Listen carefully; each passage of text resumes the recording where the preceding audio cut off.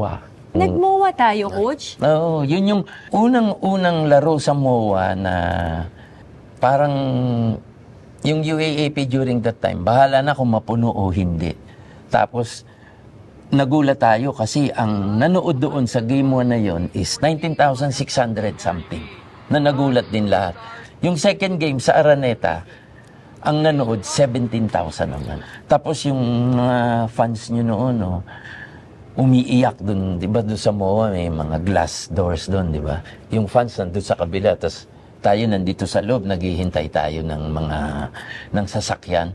Nag-iiyakan doon sa labas para makapagpa-picture. Oh, wow. Hindi ko malimutan kasi for me kasi parang sobrang historic 'yun eh kasi in a way parang mas marami pang nanood sa atin eh doon sa MOA nung time niyon kaysa doon sa ibang sport na naglaro doon. Kaya parang nakaka-elate. Parang ganito na ba sikat yung volleyball during that time? Hindi, ako, I want to take this opportunity lang din also, Coach, na salamat naman sa na nakita mo ako. Kasi I really wonder, Coach, yung lalo na sa mga coaches, ano yung nakikita nila sa mga players para i-recruit nila and bigyan ng magandang future yung mga batang naglalaro ng volleyball. Pero sa sobrang dami mo nang na-achieve, Coach, name it, lahat talaga, from winning championships, from representing our country as a coach, as a player, lahat talaga. Ano pang goal mo, Coach? Ako sa ngayon, yan din ang tanong ko sa sarili ko. Alam mo naman nangyari sa akin, Lai, di ba?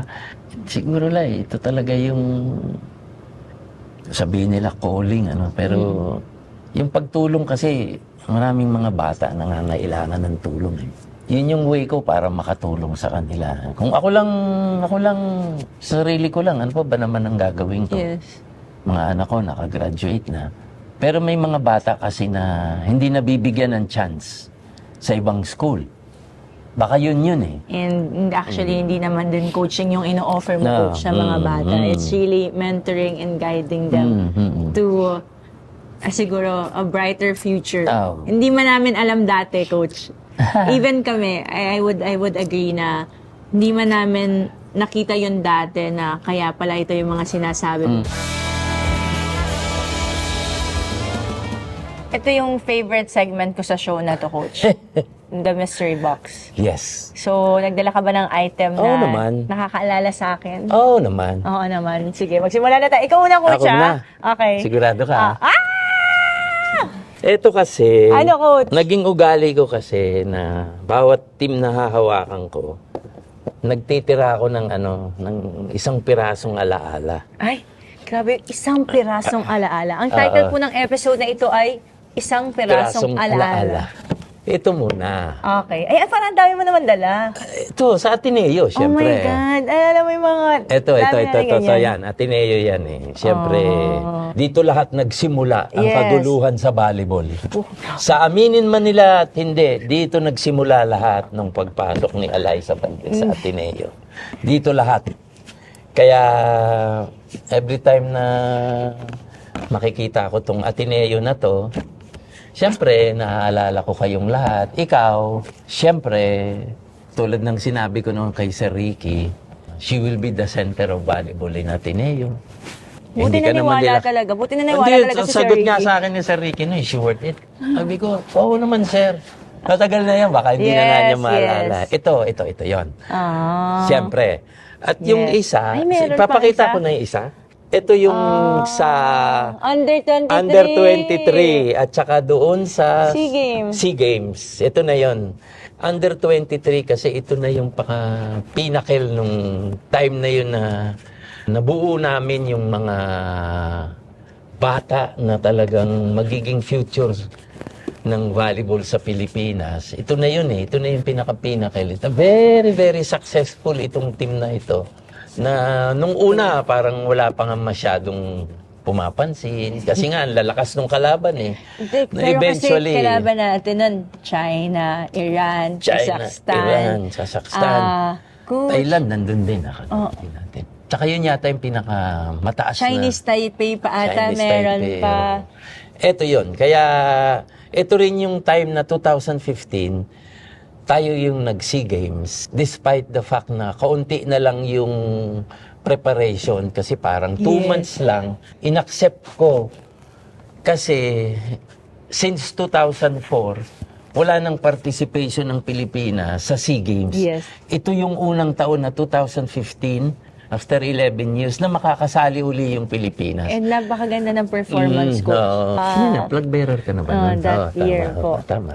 Oo, Yan. that's why it was Kaya memorable. ito, memorable sa akin to. Grabe, sa lahat ng mga nagiging guest natin dito, talagang, grabe yung sentimental value na dala nila sa mystery box nila. Tapos yung akin talaga hindi ko sure, Coach, hindi ko sure kung may iyak ka ba dito Iyakan mo na. or maiinis ka sa akin kasi ito yung dinala ko. Hindi ko Ano alam kaya? kung, papakita ko sa'yo, tapos can you try to think kung bakit ito yung dala ko? Sige. Ano yan? It's a lemon. Alam ko na yan. Bakit, Coach? Sermonan ko kayo nun. Oo, pinagalitan niya Pinagalitan kami. ko sa kanila, kayo niyan. Sabi ko, ano ba kayo? Mga lemon lang kayo. Lagi kami hinihila sa gilid after practice. Tapos may one time talaga na parang hinila niya kami din. Tapos sinabi niya talaga, ano ba kayo? Mga lemon ba kayo? Tapos wala talaga kaming reaction ni Den, Coach. Nakaganito lang kami. Okay. Kasi hindi talaga namin alam kung ano ibig sabihin nun, Coach. Lemon, Until recently, siguro mga not years, months ago lang, in-explain niya sa amin kung bakit niya kami tinawag na lemon. Okay, go, Coach. Bakit mo kami tinawag na lemon? Yung lemon kasi parang okay sa loob, ano? Sa loob or sa labas? Sa labas pala. Pero Okay, yung sa sa loob, wala. Nagkakarambol. Parang Baka daw bulok na. Oo, or parang sira gano'n. na sa oo. loob. Parang kotse yan. Pag bumili ka ng kotse, ang ganda. Yung pala, lemon pala siya. Pag lemon, daming sira sa loob. Coach, nakakasakit ka naman. Parang, hindi. So ngayon, ang lesson learned, i-open natin ang lemon para malaman Yan, agad yan. natin. Akin na lang yan, ha? Hindi, kasi I think yun din naman yung ginawa mo sa amin, Coach. Hindi In-open mo, talagang pinil mo yung balat para Oo. makita mo kung tama ba yung paghinog namin. Yan, hindi naman And, kayo. Hanggang ngayon naman eh. hanggang ngayon, pinipil niya pa kami kasi ang kapal nung balat ng lemon. Di, Coach, alam mo, ang isa pa sa siguro hindi ko makakalimutan na nangyari sa Ateneo yung time na, kaya ko, yung time na yung aalis ka na. Yung nag-meeting kami lahat, tapos pinag-meetingan na, yun nga, parang baka it's time for a change. Hindi ko alam kung ready ako. Dahil alam kong ikaw yung nag-alalay din sa akin all throughout my college career na buong 3 years in Ateneo. So, I'm very grateful and na sabihin sa iyo, Coach, na hinanda mo ako sa mga mas mabibigat pang challenges. Not only on court but off court. Tumawag pa sa akin si Papa mo. Hindi ko malimutan yun. Coach, kasi sabi niya, alis ka.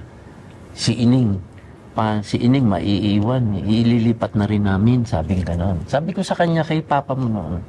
Sabi ko, wag sir, sabi ko, hindi yan ang usapan natin. Ang usapan natin, pag-graduate natin si Alyssa sa Ateneo. Kaya nandyan ako kay wala, magtatapos siya dyan. I think hindi pa rin kami, alam mo yan, talagang nagpapasalamat sa lahat ng pasalamat. ginawa mo para sa amin. Wala yun. Grabe. Lahat ng sigaw, lahat ng pagalit, lahat ng training. Hindi rin kami titibay yung loob or hindi kami maaabot sa ganito. Oo naman.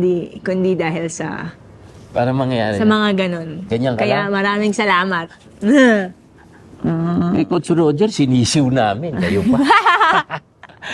Siguro ni Coach Roger, sinisiw namin so makakatakbo kami ng 5 rounds, di ba, Coach? Ay, hindi kayo makatanggi. Oo. Ngayon pwede na kayong tumanggi. Pero thank you, Coach. Maraming salamat, Laiha. Na-appreciate ko yun. Forever grateful ako sa inyong lahat. Love you. Love you always. Yeah, love you, Coach. Oh my God. Mwah.